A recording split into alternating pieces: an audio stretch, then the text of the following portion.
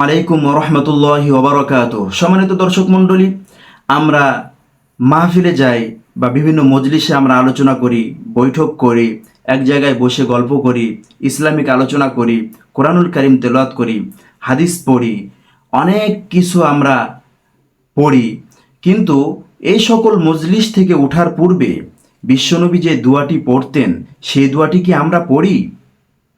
যে কোনো আমল, যে কোনো জিকির, যে কোনো তেলাওয়াতের পর যখন বিশ্বনবী যে দোয়াটি পড়তেন, এই দোয়াটি পড়ার সাথে সাথে সে আমলটিকে প্যাকেট করে আল্লাহ তাআলার কাছে নিয়ে চলে যাওয়া হয় এবং এই আমলটি সারা জীবনে কখনো আর নষ্ট হয় না।